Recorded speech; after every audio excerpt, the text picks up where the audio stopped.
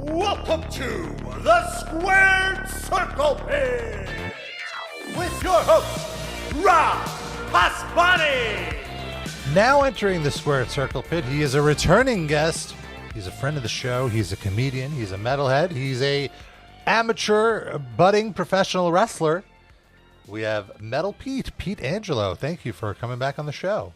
Thanks for having me again. I like that. I'm going to try to see if I can add more things each time I come on, so I have more ways to describe me and what I'm doing.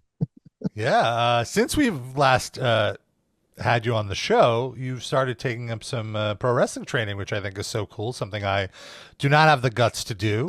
How's that been going for you? How's taking bumps? Really good. Yesterday was particularly brutal. Like, it's funny. I'm happy now, like, because I'm starting to see like bruises and stuff like that, which I'm a psychopath. So I'm like, all right, I got bruises coming in. That proves I'm working hard and I'm doing this and stuff like that. Otherwise, what's the point? I'm in the show for it. But like, it's funny. There's some things that have been coming easily to me, and some things that have just like not come easily to me.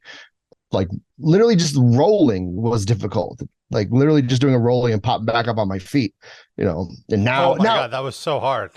I'm like, it looks like the simplest thing.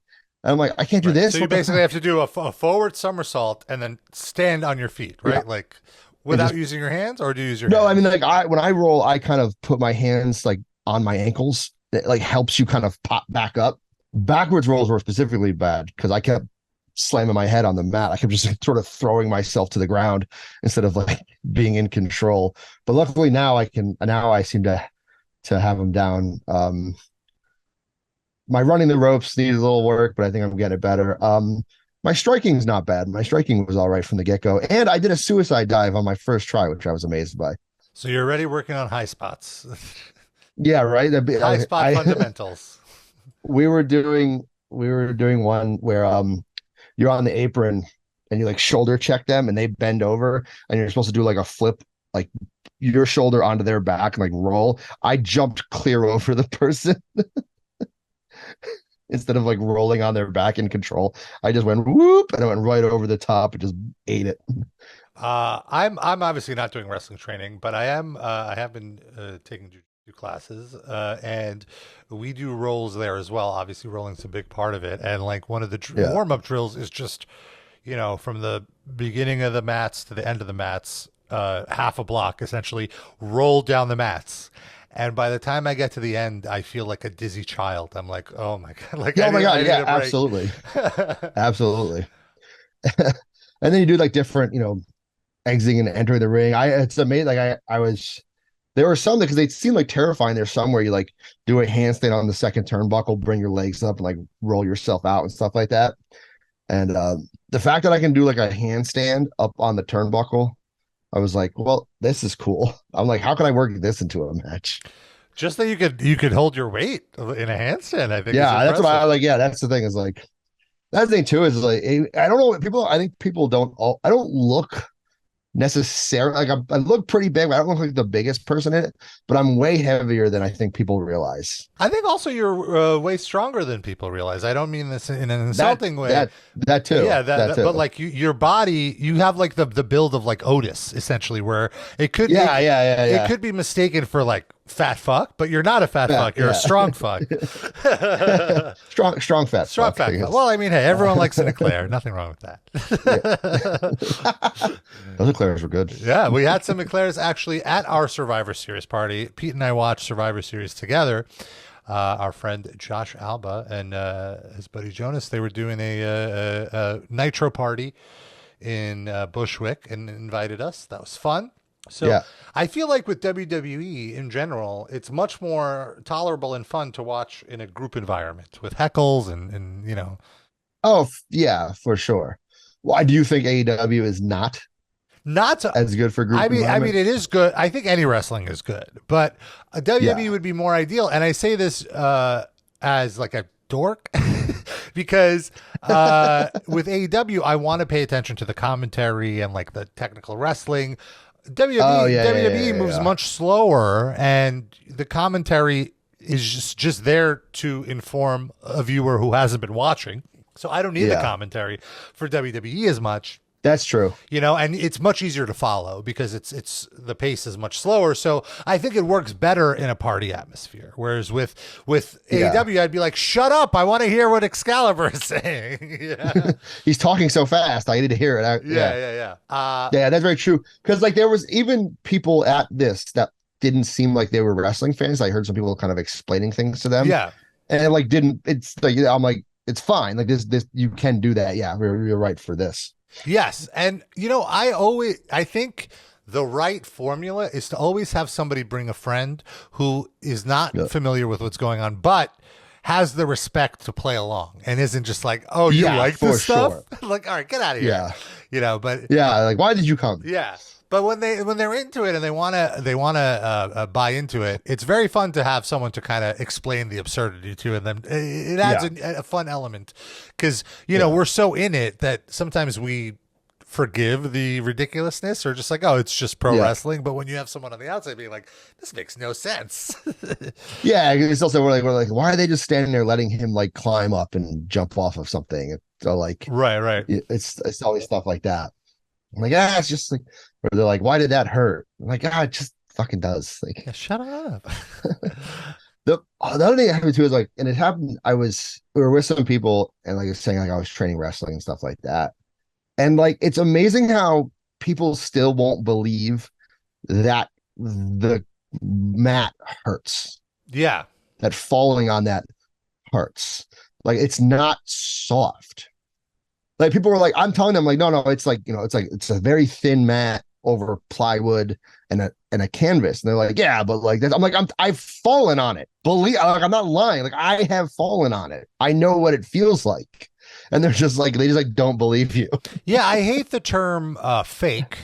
I think fake doesn't quite explain what wrestling is properly because that implies that all of it is I think staged or choreographed is a much fairer way to explain what's happening because even though it's choreographed, like you said, everything hurts. Falling hurts. Yeah.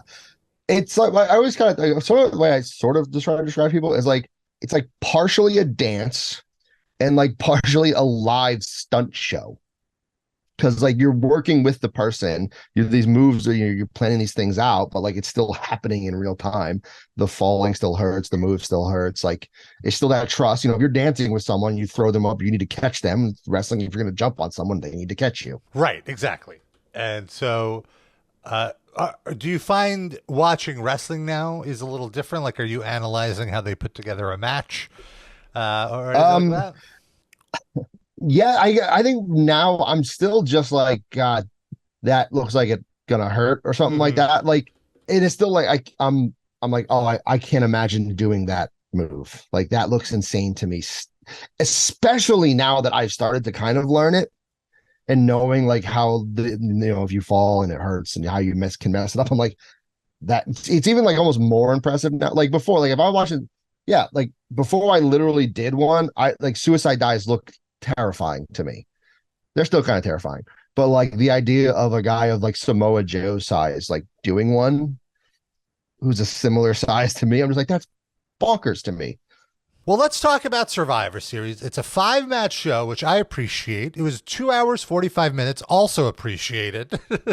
I was stunned, even though they've been getting better about that.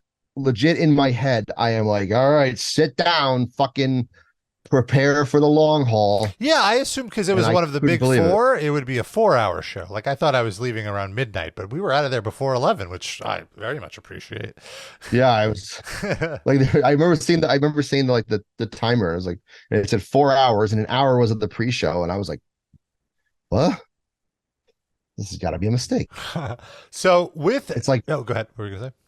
I was saying it's like AEW and WWE have fucking switched. In what sense? Like AEW used to just be like pretty short pay-per-views. They weren't super bloated, and now they go on forever, and WWE used to be the one that went on for fucking ever. That's a good point. Yeah, I do feel like with AEW, it's too much of a good thing, and I love their pay-per-views. I love the matches, but I more often than not, I'm passing out before the end of the show and then watching the rest of it in the morning.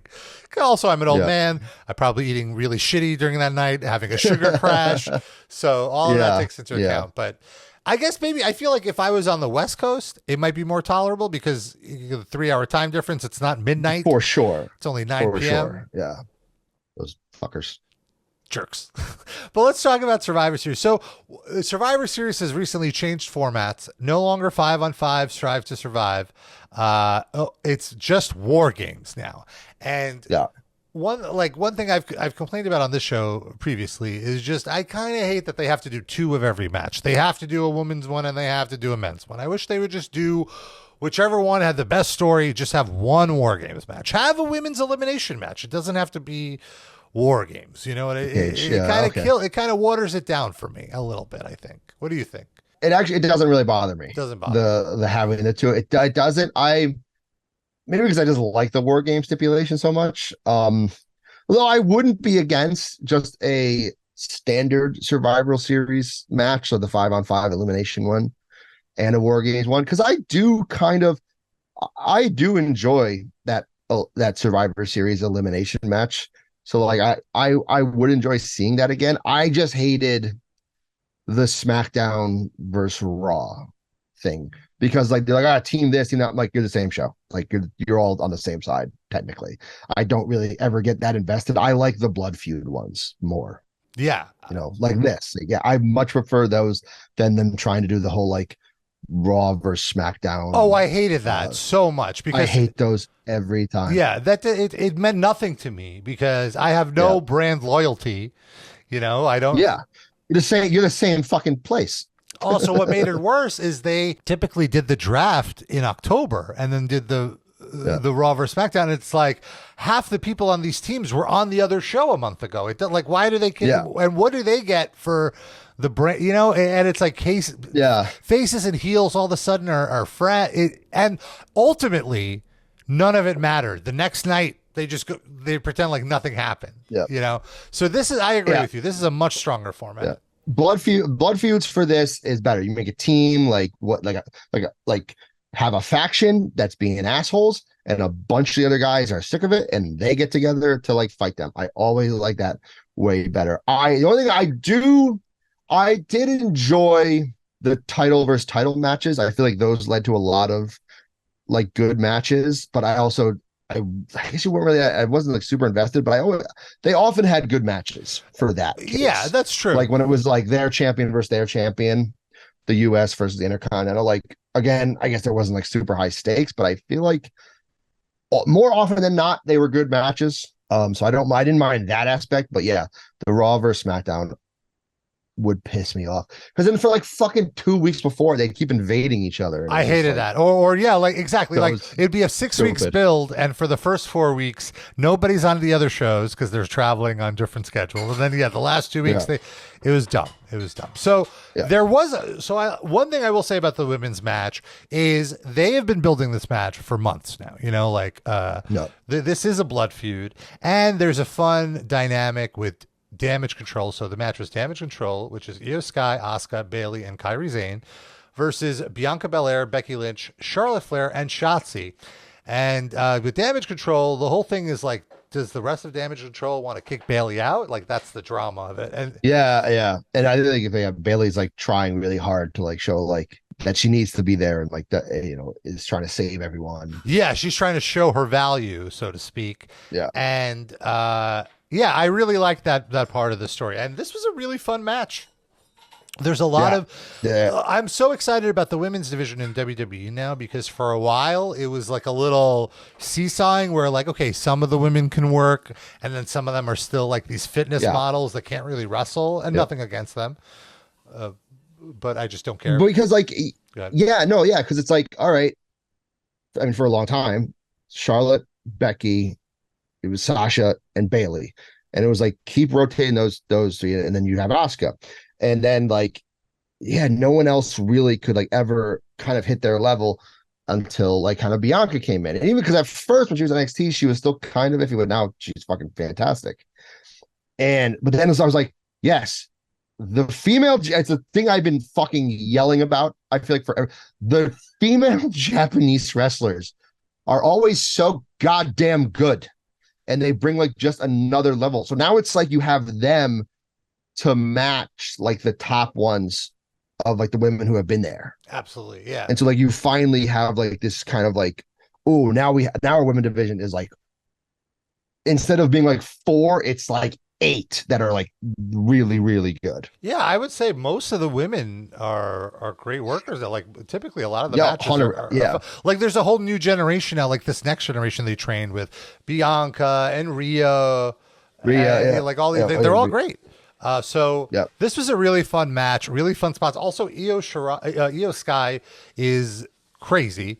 She does all these insane spots. Like she did the garbage can from the top. She did like that garbage can spot. So good. She did the moonsault. So funny. They had really fun. They had a really fun match. I think all of these women are really smart and know how to work the crowd and know how to get it going. And then the ending was essentially that Bayley saved all the other women on her team from being pinned, and then all the faces kind of did like a super combo on Bayley to make her lose. Yeah, through the table, fucking. Yeah. And I'm very curious if that's going to be like how much that's going to play into it from like this point on, where she's going to be like, I did all this and I did all this, but they're all just going to kind of be like, we don't need you anymore. Yeah, I think they're setting up a Bayley face turn, which that could be sure. I'd see Bayley versus Io Sky, Bayley versus Kyrie. Yeah, why not? And it would be cool to see Asuka, Kyrie, and Io, and I guess Dakota would be in there as well, to be like a faction on their own. Yeah. And then now, then like you reunite, Bayley, Becky, Charlotte. Yeah. If I were to criticize something about this match, it's I'm so annoyed with the will they get along storyline. Oh, yeah. And so they did that with Becky and Charlotte, but I will say like they didn't make it too annoying. Like they did understand their purpose here.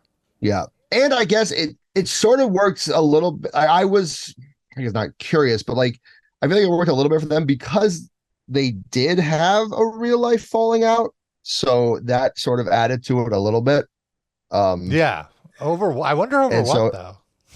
like what's the drama here, ladies? Yeah, and like so I don't know. So I was kind of like, so I did get a little bit like they hugged, and I was like, all right, yeah, cool. Yeah, I agree with you. I like them friendly, and they could make a cool I don't like commentating, like commentators like harping on it like over and over and over and over. Like just let them tell that. You say it once, move on. Let them tell that story in the ring. Yeah, agreed. And then we had easily the best match of the Miz's career. It's the IC title match: Gunther versus the Miz. Literally, like you said, the best match of his career, but it's also like it is the first time I think ever I was excited for a Miz match. Yeah. I have never once in his career, and I don't even hate him like a lot of people hate him, but like his matches just aren't that exciting to me. But like this is the first time I was like, oh, I want to see this. But of course, it was just for the fact to see if Gunther would kill him. Yes. Anytime Gunther would chop, like I felt like there was not enough chops. I wanted Miz's chest to be bleeding, but I do appreciate that Gunther was very, very giving in the match, and like basically, especially in the start, like Miz kind of took like 60% of the match with offense, which is so, and you could tell Miz was really trying. He pulled out every wacky move. He did his springboards, he did like the kicks. He did everything he could to get the crowd going, and the crowd was very supportive. Like the crowd could have shit on him, but I think it's a testament to, first of all, the Miz has put in his time. He's gained the respect of the WWE universe, but also just how great a wrestler Gunther is and how great a heel he is that people wouldn't cheer Gunther. Like if I was there, I would be cheering Gunther. I'd be cheering Gunther. But and in general, I was surprised that like the ending was Gunther narrowly escapes. He was just able to pull off a powerbomb, and that's how he got the victory, or the splash, or whatever it was. And I thought was it splash then powerbomb? Yes, because he kind of hit a weak splash. Oh, it was a splash, and then a Boston Crab that was how he won the match with a Boston Crab. Oh, that's right, Boston Crab. That's right. Yeah, because he was working. Miz had the weakest tap out. He was like, there wasn't like he was just like golf clapping the mat.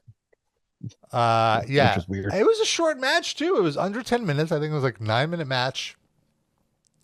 And they got through it, and it was a bing bang boom. Yeah. Again, like, yeah, I was very like, I mean, Miz came out looking stronger than I expected. And I almost thought there was going to be like a Gunther handshake for a split second, because he looked tired. Like he looked tired. Like he looked like he was in like an actual match that he was surprised by. Which yeah. I think I was also. Yeah, I think he really put the Miz over a lot. This is how you put someone over and make them lose still, because the whole storyline was essentially Gunther doesn't respect the Miz and he doesn't think he's a real wrestler. And then here the Miz is giving it to him. And he's like, oh, wow. All right. I had to really work for this one. Yeah. Who do you have any picks or who you want Gunther to drop the belt to? I haven't considered it, but I mean, I would love it to be someone like me. It has to be someone that they end up pushing because, he has this legendary reign now. I would love it to be someone like Ricochet, but I don't know if my pick is Gable. Oh, that would be great. I want Chad Gable because he's also like an actual wrestler too. So like, there's that. Or Otis. Give it to Otis. Yeah, I like them. I wish they would get rid of the shoosh gimmick or whatever. I thought they were like about to, when Chad kept fighting Gunther and was like really like serious like that. That's when I thought, all right, that's gonna kind of go away a little bit. But now Tozawa is around with them. So yeah, and again, like I love Tozawa. I think he deserves way better, but I just hate that they're this comedy bit as opposed to just a badass. Like, imagine if they were a modern version of Team Angle, like Kurt Angle and Shelton Benjamin and Charlie Haas. But it's like, like fucking like the other thing too is like Otis and Chad Gable's fucking unbelievable, and Otis, I think, is really strong. Like it's really is good. For what? Yeah, obviously I don't really see him being like top champion Otis, but like he's good for that position he's in. But like Gable could, like Gable, you could have another like Daniel Bryan-esque story. Absolutely. I feel with him. And he's a great talker too. It could totally work. Then so speaking of them, they were in a backstage, so much Ruffles product placement on the show. Oh my God. Hey, listen, Ruffles product placement. And the one good thing is that we finally got the return of R-Truth, who no matter what, no matter how terrible the material is, always makes me laugh. Did you see his skit on fucking Raw? I was dying. I couldn't. It was so goddamn funny. And I swear, like, if it was anyone else, I'd be like, this is so fucking stupid. Like, what are you doing? But he pulls it off. So they had the country singer Jelly Roll there as a cameo. And he was just like, where are the jelly rolls? I want some jelly rolls. I thought there were jelly rolls right here. Oh, hey, man, how's it going? Where's the jelly rolls? And then like, you completely forget about it. Then an hour later, Judgment Day walk into their dressing room and Truth is passed out with a plate of something like with powdered sugar on it and like some pastry. And they're like, what are you doing here? He's like, oh, I finally got my jelly roll. He was just like, he's like, you guys need to fit. Like, I'll be on your team. Oh yeah. For you guys, you fit them for War Games. It was like, that already happened. He's like, how'd you do? We lost. Oh man, I'm sorry. Truth is the best. Oh my God, so great. Then we got Santos Escobar versus Dragon Lee. By the way, another thing I appreciate about WWE pay-per-views, not so much AEW pay-per-views, there is like 10 to 15 minutes between each match. Plenty of time to go out, smoke a joint, take a piss, get a beer. Which we didn't do at all. Weed didn't do it at all. We got Santos Escobar versus Dragon Lee. Initially, this match was booked as Santos versus Carlito. Santos took out Carlito the night before. Dragon Lee stepped in. In my opinion, much stronger match. I like Carlito, but I don't. Oh, yeah. that's the thing is, I like the character of Carlito. Right. I again never really cared about him as a wrestler Yeah, that I much. can't think of like a great match that he's had, so to speak. Yeah, great character. Like you know, you're like, cool, Carlito. But I'm like, that's Yeah, about it. and really like Dragon Lee's on the come up here, and I think what they're trying to do is they're starting to realize they might have their next Rey Mysterio here, so they're like trying to give him some With Dragon Lee. Yeah. God, they've tried that experience. That's like, it's like that moniker is a curse, almost like in WWE. Because like it's like no one can live up to Rey, and they try so many times, and it fucking doesn't work like every time. Agreed. And I feel bad because all the guys they try it with are good. They have an opportunity here, though. Like this could work because he has a great look. He's super young. He's a great athlete. I love his moveset. And so that could be really fun. But with that said, he lost this match. Which of course he was. Yeah, and to your point, like Santos was supposed to be the next Rey Mysterio. They were positioned, but obviously that's not happening. He's being positioned as more of a heel. And it makes sense that Santos needed this win since he just did his turn. They're trying to position him as strong. So I understood why Santos won. I wish this match was a little longer. This match felt super short. So I think it was also under 10 minutes. It was very short. Yeah, it was very short. But that's too. It's like also, it's like, what's like everyone loves Rey Mysterio. He's like one of the most beloved wrestlers like in the world ever. All that. They're like, it's like a new surefire way of getting someone like hated as a heel. Make them turn on Rey Mysterio. Yes, absolutely. Make Rey Mysterio their father figure, and then they just take a dump on him like that. Like it's worked fucking wonders for Dom, and now it's working great for him. Yeah, and like Rey is so beloved that instantly, like you said, like people will hate you for messing with him because he's such a great. He's the best babyface, I think. Like he's so over. He's a great talker. I love Rey. I love him so much. He was. I always as a kid, he was like one of my favorites, and he's someone who even without doing like movies and mainstream things, is still probably one of the most recognized wrestlers in the world, even by non-wrestling fans. Like a lot of people name a wrestler, if it's not like The Rock, it's like who has like, mainstream people know Rey Mysterio Jr. It's like his name is just in like the zeitgeist of like pop culture. Absolutely. I don't know if you saw, but he has a Spanish language cartoon coming to Cartoon Network, and it looks so good. It looks like a superhero. I did. Yeah, I'm very excited to watch it. I hope it's on Max. I think it is. I thought I saw that it was going to be on. Yeah. So let's hope. Yeah. All right, moving along, we got the Women's World Championship. I didn't even know this match was on the show until I looked the morning of. Rhea Ripley versus Zoe Stark. This was kind of a smoke break for me as well, honestly. I was a big... yeah, as much as I love Rhea, you knew what was going to happen. I knew it was going to happen. Also, I don't really, maybe I haven't been paying attention, but I don't really know Zoe Stark that well. Yeah, I guess really like her only feud was this. I mean, like she was like a Trish Stratus second. Yeah, I'm not too familiar with that. That's right. She was helping Trish, and then they turned on each other, right? Mm-hmm. Yeah. That was it. Yeah. She did fine. She didn't like, again, I knew Rhea like was going to win. I didn't think there was any danger of it or anything like that, or she was a threat to Rhea. Agreed. This was, you knew what was happening. This was the popcorn. This was the match where they wanted you to go and take care of your business, go to the concession stand, whatever. Because after this was the main event, like, and really like the match of the show, which was the men's war game match, which was 5-on-5.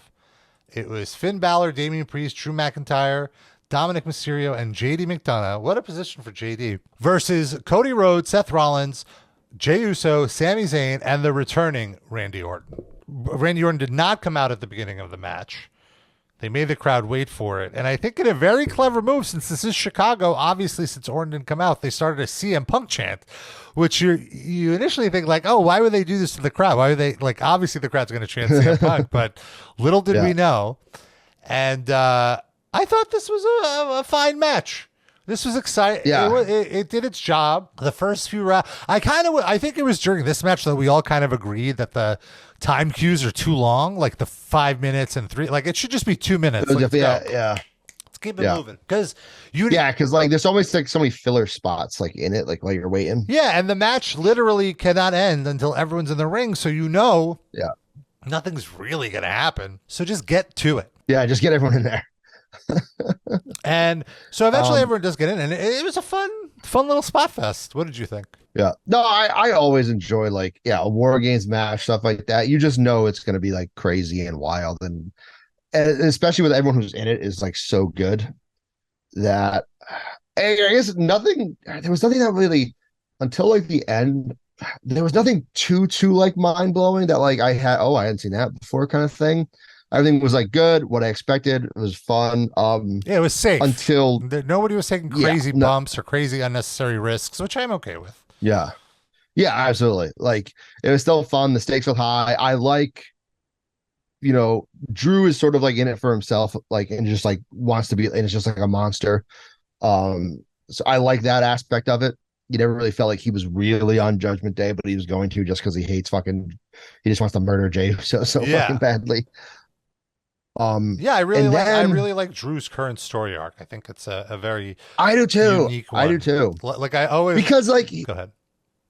He's technically a heel-ish, but at the same time, he's not wrong. Like that's what makes it intriguing. It's like everything he's saying is true, and you could sympathize with why he feels the way he does. So it's like, well, who do I root for here? Yeah, and I like this like Punisher, it's like Punisher.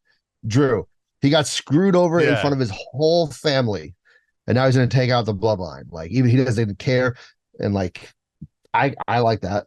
Yeah, like you said, there really wasn't anything too crazy until the final spot or the penultimate spot of the night, which was where Sami Zayn and Seth Rollins climbed up to the top of the cage and grabbed JD McDonough.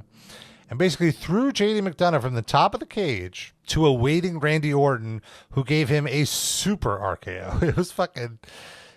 And he lawn darted himself. He just like arms back, just like dead body, just like like the fucking guts to do that, to just nothing breaking your fall, because Randy doing an RKO doesn't break your fall. Right? Yeah, he was landing face first on the mat. Grabs your neck. He just grabs your neck and guides you into the mat. Oh, he looks, But did Randy Orton get hit? Did he take any?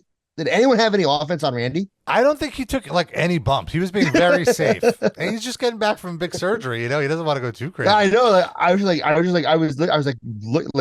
thinking about it in my head, and I'm like, he came in, he murdered everyone. He hit that really weird hanging DDT on Finn Balor where he went, and then did that thing, and it's so people fucking memed that so fast. Yeah, of course. Of him just doing that one, and it's so funny. I'm like, I love like the weirder he gets, the more I like him. I agree. I was kind of middle on the road with him until recently, where it's like, wow, he's having a lot of fun out there, and it's infectious. Like I'm having fun too. Yeah, it's kind of it's almost like him and Brock.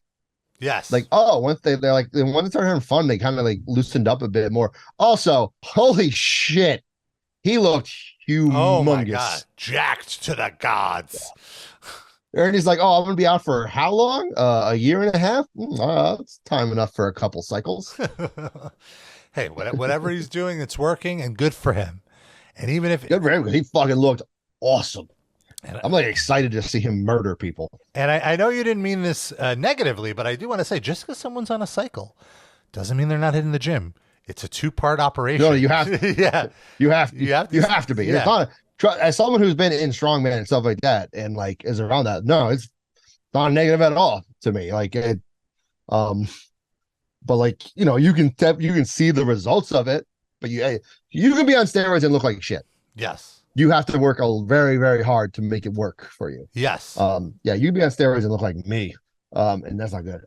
But like, he just looked fucking huge. And I was like, fuck yeah, I'm here for it. Like, I thought he looked awesome. Like he looked like he always looked amazing, like a badass killer, but like, I don't know. Now Next he level. looks like next level. Yeah. Yeah. Absolutely. Which, hey, if it's working for him, I'm all for it. I think he looks fantastic. Yeah, so the match ends, and we're all like, okay, that was fun. That was a nice show. It was pretty, 3.5 out of 5 stars, I would say. Like, nothing bad, nothing that necessarily stands out or that's memorable that I'll think about in a few years. And just as I'm thinking that,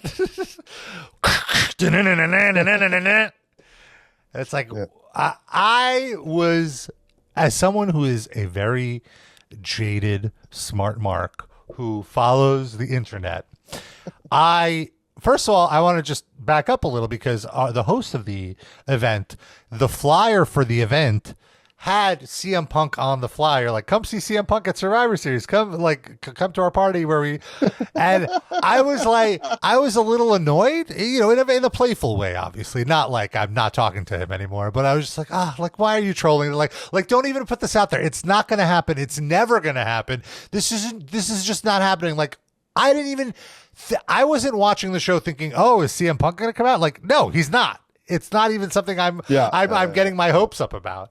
So to then see that graphic on the wide shot of his name and the music playing, I was like, what? No. And then there was a part of me that was like, okay, there is still a chance that this could be Grayson Waller coming out to see a Punk's music or something, oh my God, even after his music played and even after his Titantron is playing, I'm still like, there's still a chance this is a troll. There's still a chance this is a troll.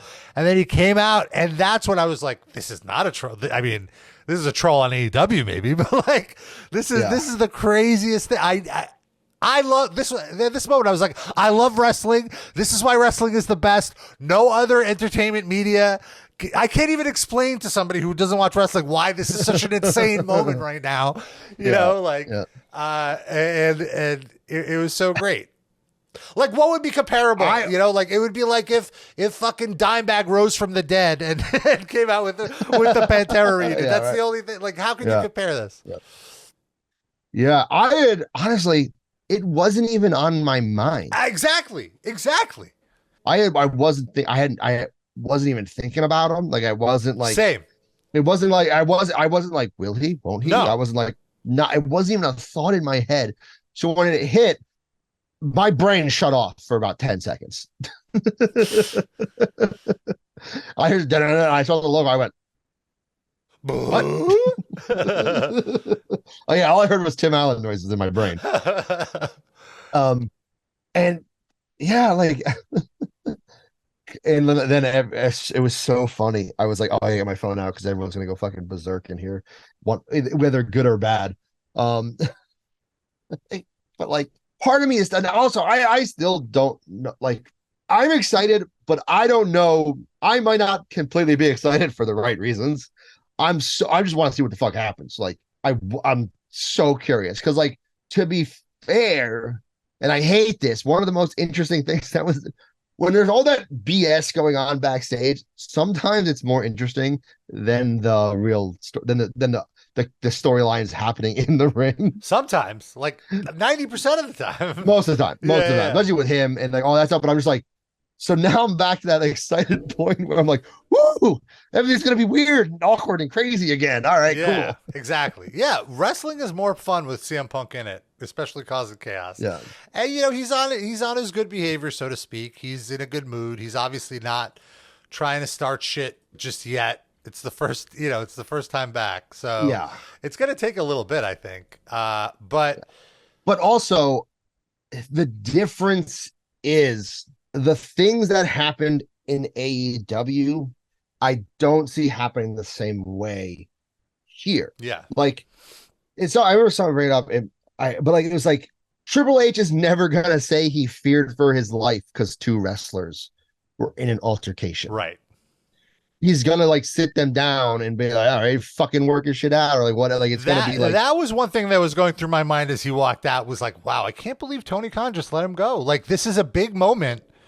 This is a huge moment. It's arguably the biggest moment for WWE in terms of like social media, for sure. it has fucking 5 million views, and it was 2 days ago. Yeah. So it's like, Tony, you gave them this, like you totally gifted them this moment. Yeah. You could have just kept him under contract to not do anything if you didn't want him around. Like, will this hurt AEW's business? See, I think yes. I think absolutely, because I think so too. Because look, even if you hate him, you can't deny the impact he had. Yes. And there's a lot of people who decided to give AEW a try because he went there. And there's a lot now. He is literally going to bring that legion of people back to WWE. Like, there's a reason for the last 8 years, CM Punk is a chant in like the universe. Like, that's why it's like you do Yaz, you got EC chants, like CM Punk, his name was literally a chant. It has significance. And it's like, yeah, and again, whether you like him or not, whether you think his matches or whatever, like, it doesn't matter. He is like that level of a figure. And yeah, I think it will affect AEW a bit. And as much as they're gonna try, like, oh, okay, you got Edge now, cool. Like, but like, yeah, it's just, this is a whole nother level. He was gone for so long. He was such a polarizing figure. He is on a, like, he's one of those people that like you can before him, after him, like he is a marker on like the shift in wrestling and what's happening. Like, he is that big of a deal. When he was on Raw and he said, "I'm home," I thought it'd be really funny if the Rock's music hit. Well, I wanted to record this after Raw because I wanted to see how they followed it up. And I just want to say, I think it's so funny because, to your point, I think last night's Raw is going to have one of the highest, if not the highest rating that Raw has had this year. And even if it doesn't, it will have, I mean, I'm saying this anecdotally, I don't have any proof, but I think the most lapsed viewers that haven't watched WWE in a long time would have tuned in last night just to see where, like what you're saying, like these CM Punk fans that he brings with him wherever he goes. And even on my Twitter, obviously my Twitter is a little more skewed towards AEW fans just because they're, whatever. It's a bit of an AEW echo chamber, let's say. Not to say that AEW doesn't get criticism on my Twitter, but the point I'm trying to make is I don't think WWE produced the type of show last night that would get those people to tune in every week. They basically produce the same exact show they do every week. And I mentioned this on here. I don't watch Raw regularly. 3 hours of WWE, unless it's a pay-per-view, is too much commitment with the commercial breaks and everything.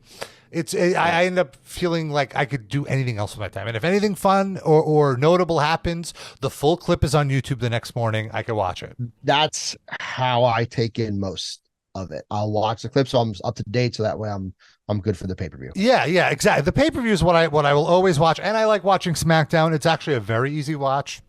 It's about 90 minutes on Hulu. And there's usually like 2 great matches because Fox demands that out of them, and fun storylines with top characters. It's enough WWE for me. That's 2 hours, plenty of weekly WWE for me. Yeah. And so I tuned in last night, and it was like they were giving me everything that I hated about, not like hated, but that doesn't grab me. I hated is too strong. Like, I don't have that strong of an opinion on it, but it finally got to CM Punk. And truth be told, I was waiting all night. I knew they were going to save him for the very last segment, and I wasn't even awake for it. I passed out the match before, and I woke up at like 11:30 and the show was over. I was like, damn it. All right, I'm going to bed. I'll watch it in the morning. I watched it in the morning. Did the same thing happen to you, or you watched it just? No, I was at wrestling. Oh, you were training. And so it was kind of on my mind. Like, I trained all the time. I'm like, well, what's gonna happen? So like when I got home, I was like, when's the clip gonna upload? And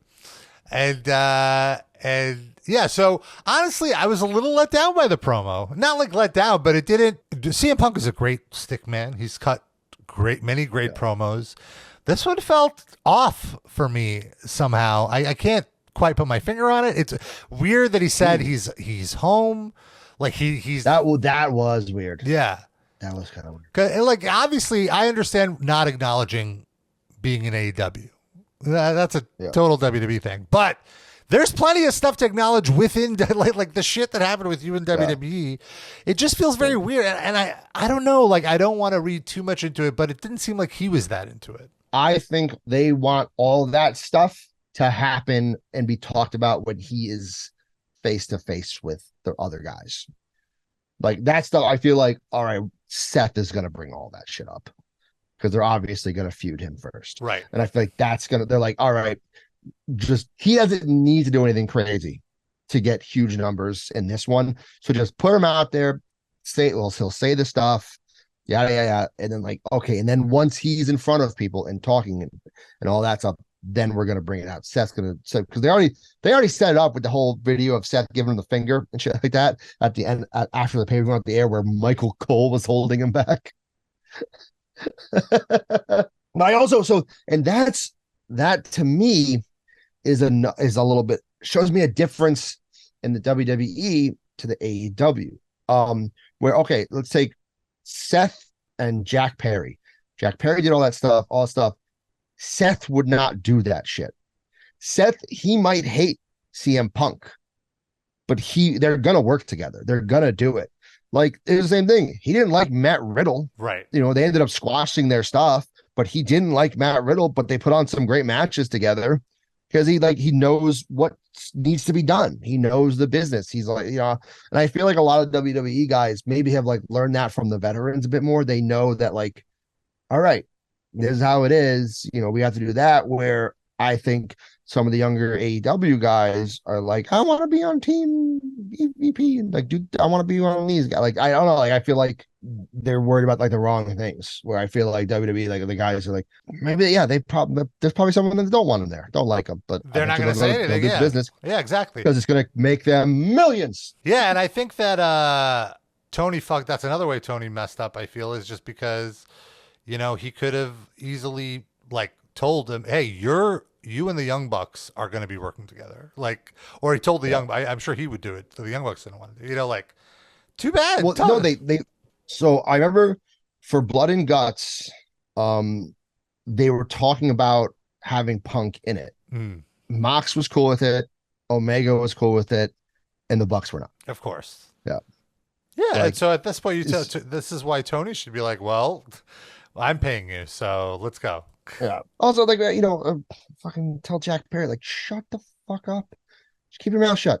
Keep your mouth shut. Like, that's the other thing. If Jack Perry, also, like if Tony Khan didn't approve that glass spot with Jack Perry, there would have been no fight. Punk would have still been on Collision. They would have been good. But the one thing I will end this CM Punk rant on is nothing made me appreciate AEW more than sitting through 3 hours of Monday Night Raw.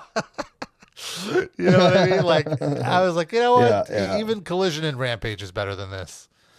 That's the thing I always like, you know, at AEW. Like, I feel like a week to week they put on better matches. Yeah. Even if with them, I feel like the storylines don't always deliver, but the wrestling always delivers. Always. Yeah. Like, you don't have to wait for pay-per-views to be like, oh yeah, this is going to be like a killer match. You know, you get killer matches like week to week. I'm curious now, because a lot of people still thought that it was CM Punk behind the devil mask. Yes. Who's it going to be? And it better not be Jack Perry. I really hope. Oh, I'll be so fucking mad. Yeah, the wrong kind of mad. I want to be clear. Disappointed would fuck be. You, man. Yeah. Real upset about that. Like, it needs to be someone big. I mean, really, at this point, like, who? Someone unconnected, or is it Adam Cole? Like, I was gonna say either Adam Cole, or someone unconnected but a big name. If it is anything Adam Cole and he turns on MJF, it might break my heart. If Adam Cole turns on MJF, MJF is now like a huge babyface. But like, that part of me wants to see it. Or I had pictured a while ago that when MJF loses the belt, he just goes fucking insane because he's like lost everything in his life, especially if Adam Cole does it. And then he just like goes on this, he becomes like the Joker I'd be okay with and that. just goes like crazy. Well, I guess we'll have to see where it pans out, but I'm cautiously intrigued. I hope I'm not let down by it. To CM Punk win the Rumble. No. I think it's they have to do Cody versus Roman, right? Like that's what they've been setting up. There's no fucking way he wins that Rumble again. You don't think? Unless he wins it from the 1 spot. He won it from the 30 spot. If he's going to win it a second year in a row, he better win work from for it. I agree. 1 well, or 2. look, this is going to be with Punk here. It's a much more intriguing Royal Rumble. I hope Punk is in the Rumble. I hope they don't just do Punk versus Seth at the Rumble. You know, like I hope he's actually in the match. But I feel like they might be leading to that. And if they do, look, the other thing that's kind of crazy is I was so like checked out on the possibility of Punk coming in that I never even bothered to fantasy book until watching Raw yesterday. And I'm like, there's so many matches I want to see with him. Him versus Dom Mysterio. Him versus Rey Mysterio. The match I really want to see, though, that I've been waiting 20 years now to see is CM Punk versus Stone Cold Steve Austin. Give it to me. Just bring one back. Yeah. I think he would do I'd it. be down for that. I think so too. What, one of my like thoughts, and I'm like, all right, Punk's back, and his whole thing about leaving and stuff was being like so overlooked by all these guys who kissed ass and all that stuff. Like, what is he going to demand? Is he like, I just want to have these like really good feuds, make a ton of money, I'll be a draw, or does he want to be world champion? Right. Again. I'm not sure that really curious. matters to him anymore. I don't know. Yeah, I don't know either. Like I'm very curious about where his priorities are now as opposed to 10 years. Because like obviously he's gonna be a huge draw. He's gonna make huge paydays, belt or not. Whether the belt is there or not, he does not need the belt. Will people love it if he has it? Sure. Does he need it? No, not a chance now. But yeah, so I'm very curious to see, like, yeah, it's very intriguing times, as you said. Like, I'm very, very curious to see where things go. Absolutely. I'm certainly intrigued, and I am going to keep tuning in. So in that sense, it's a huge victory. Awesome. Well, yeah, I'm go ahead. Yeah, no, I'm so excited for that. I'm excited to see Drew McIntyre lose his goddamn mind. I want to see what happens with Jay. See who finally beats Roman, for fuck's sake. Yeah, there's a lot of fun stuff. They can't keep stringing us along, man. They keep stringing us along with this fucking Roman. Well, yeah, Pete, it's been great talking to you, catching up. Good luck at the wrestling school. Hopefully you're injury free. Thank you. You can check Pete's Instagram, Metal Pete Comedy, for all of his stand-up dates. You are a working stand-up comedian. I sure am. I got 2 shows tonight. Oh. And do you have a website? Is there a website you could point people to? No, I gotta make one. Instagram.com. Hopefully coming soon. Just do metalpeatcomedy.com and just forward it to your Instagram. Set it up as a redirect. Oh, that's good. Boom. That's a good idea. Awesome. Well, thank you, Pete, once again for entering the pit. Hell yeah.